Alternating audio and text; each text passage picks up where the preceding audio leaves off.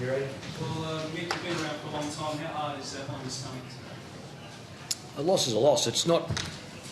See, if I make any difference of that, therefore I'm not giving Melbourne full credit. They were very, very good. They were committed. They were hard. They ran better than us, and they capitalised on opportunities. A lot of our stats were better, but the fundamentals, the execution of our disposals were not up to Melbourne's, and they beat us at it. So full credit to Melbourne. You looked like you were nervous and second-guessing yourself at times. Is that a fair assessment? No, I thought we started off very well. There comes a point, I suppose, when you lack confidence and make, like when I look, even the hand passes. I mean, hand passes generally you're going to go 80-odd%, 85 to 90%. You might even go higher because they're short ball. We're 80%. Our kicking was worse than that, far worse than that. So that becomes a metre putt. Everything's on the metre putt, and you hit it 70 centimetres. So that's what we're at the moment. We've just a few of the boys have lost confidence, so therefore even the disposal means it's dropping short. So we have to have to get stock of that. And how do you restore confidence? Well, I guess after a loss you're closer to your next win. So we've got to make sure that we keep persisting. We're not going to do a lot different. The side will probably have to change with injuries, but we'll look at our reserves today and see how they come up. And only players will come up who can meet the criteria of what we expect of this football club. First time, Mick, that you've been 0-4 in a season, in a long career, you start to lose faith in what you're doing? Feel the pressure yourself? No. I don't like doing any pump-ups, but my last 7 years in AFL football have been all in finals. So the game hasn't changed dramatically in the space of 6 months. I don't know if 7 years is 7 years of getting sides in finals in the last 7 years.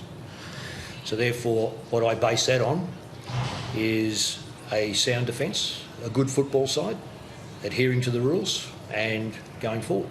Now at the moment, we're a football side without confidence. We're getting beaten badly around certain areas of the game, and we haven't got enough contributors, and we're not scoring. That doesn't mean that I'm going to go and throw out the game structure just because we're zipping 4.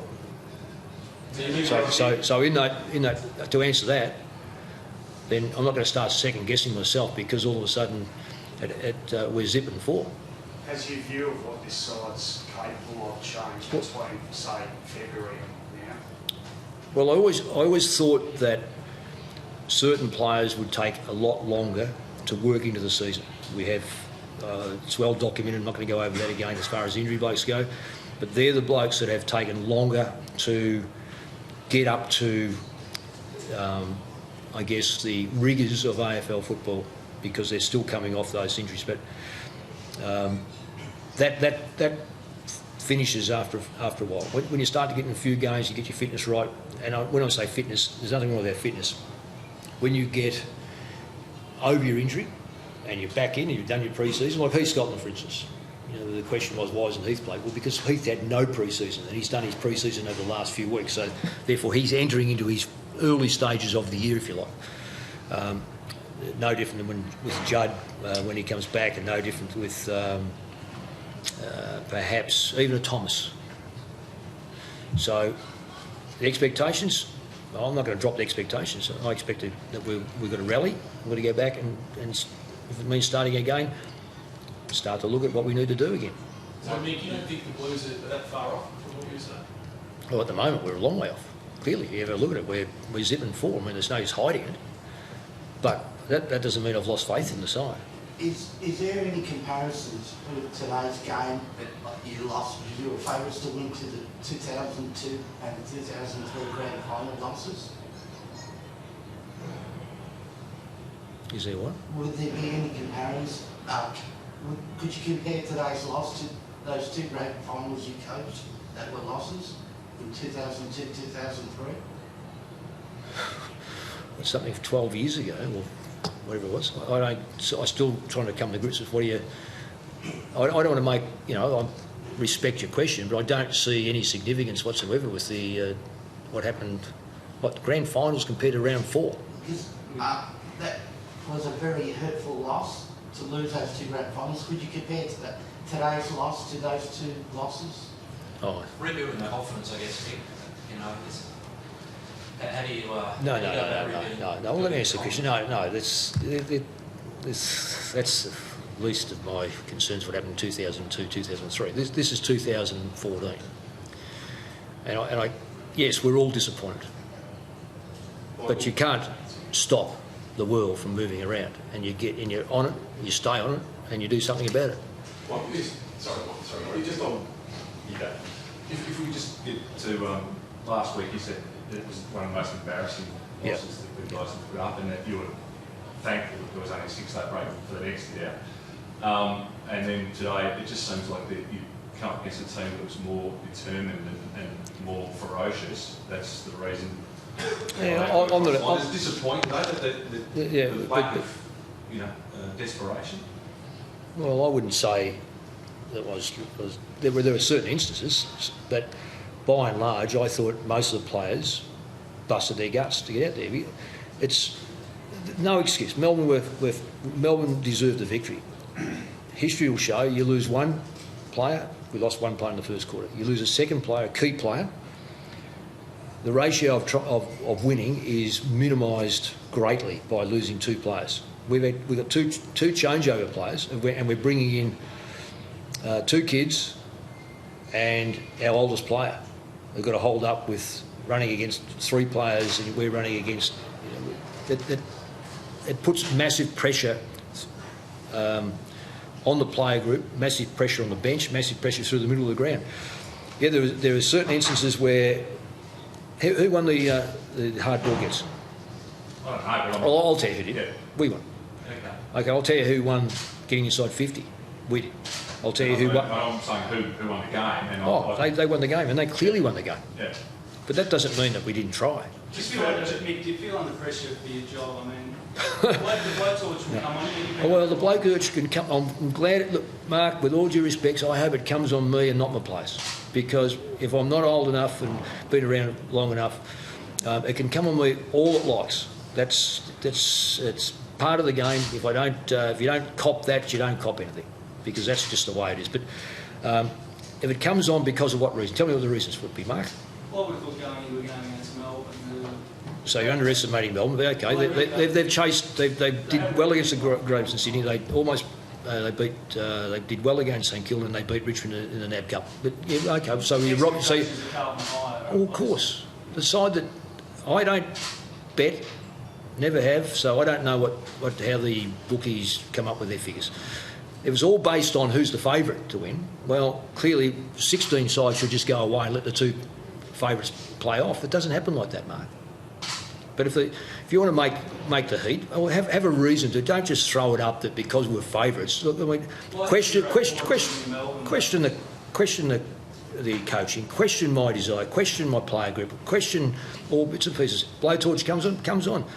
We don't expect to be immune after being 0-4. Just with regard to your coaching, I wouldn't have thought there would have been many games you've coached where you've won virtually every statistical indicator except tackles and the scoreboard. Oh no, that's not quite right either. There's been plenty of times when it's very distorted. What does that say to you? I thought we wasted the ball. I thought our execution was quite poor, and then when your execution is quite poor and you're not marking the football, we took 3 marks inside 50.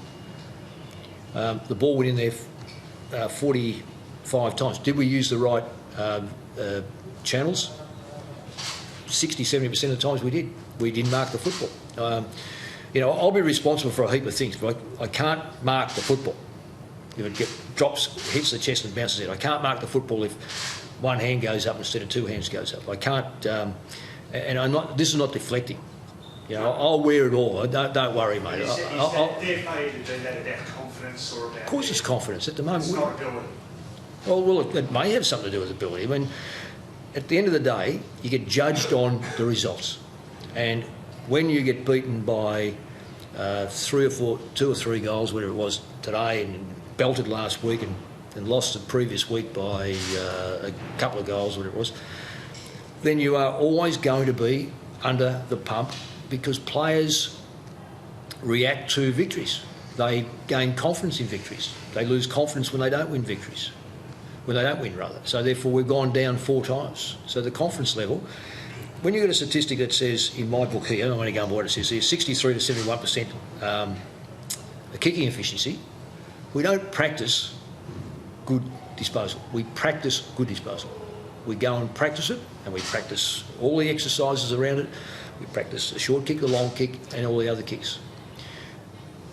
If there's an opposition out there and we kick the ball, we break clear of our opponent, we kick the ball at his feet, maybe that's lack of confidence. And perhaps sometimes it may be lack of mental strength to be able to get that football to where you want it to go. You mark a couple of those, and we kick a goal, and I won't name the player because it's not his fault, he didn't mean to drop it, but our 7th goal could have come before their 10th, so it's 7 to 8.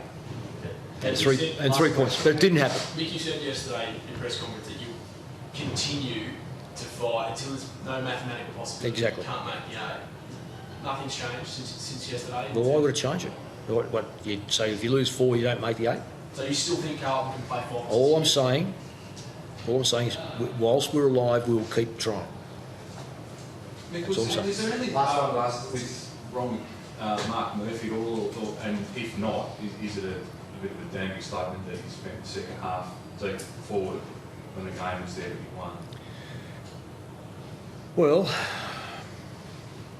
I thought Murphy was good early, and his opponent was very good in the second part of that first quarter, and had a fantastic second quarter. End of the first quarter and a good second quarter. I think Murphy was beaten on the day. I don't think it's certainly not lack of effort. He was beaten on the day. So for him to go out of the action. Well, what it effectively did was take their ball-getting player away from the game. So therefore, he was able to. We had to sacrifice him forward to take Jones, who was, in my book, probably best on the ground at that stage, and that's no sin to have a player best on the ground against you.